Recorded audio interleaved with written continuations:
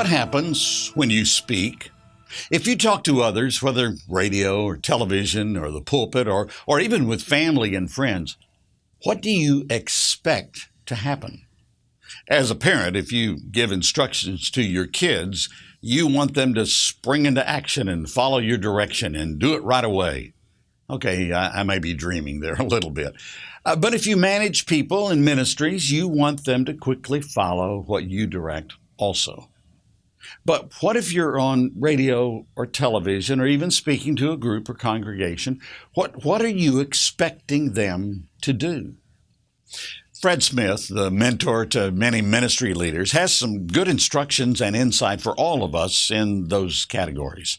He says, one way we can improve our speaking skills is by remembering our goal is not simply to have people sit quietly while we talk, but have their minds actively engaged by the subject matter. So as you speak, get in your mind the visual of what it is you would like your listeners to really grasp about what you're saying. Would they be driven to action? Would they be moved to tears? Or would they sit there with little or no reaction? Fred Smith says his goal was always for the listener to do more than listen passively. He said, I don't want the listeners to be observers. I want them to participate because the whole object of speaking is to influence attitudes and behaviors. Radio consultant Valerie Geller has a mantra she preaches to on-air radio people all over the world. Number one, tell the truth. Number two, make it matter. And number three, never be boring. You know, point number two speaks right to the question I began with.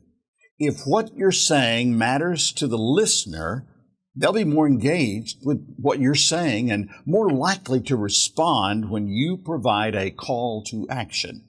Here's another tip. If it doesn't matter to you, it probably won't mean much to the listener. Let me add something from my heart. We are living in very critical days. I personally believe the time is short. And there are many who need to hear the good news that there is light in the dark world we live in. If you have the privilege to speak to your culture, your community, be careful about the message you're sending. We need to have a sense of urgency about our overall message, the gospel. If you know there are people lost without Christ in your audience, will they hear about His love for them through you? The prophets of old learned about the importance of delivering God's message to the audience. The Lord's direction for Jeremiah showed how important it was for God's prophet to speak the right words. Listen to the verse. Get up and prepare for action. Go out and tell them everything I tell you to say. Don't be afraid of them, or I'll make you look foolish in front of them. Pretty strong words. You'll read that in Jeremiah 1:17. So think of your audience. Think of what God would have them do, and then recognize the amazing privilege of sharing the hope of Christ with those who need Him now.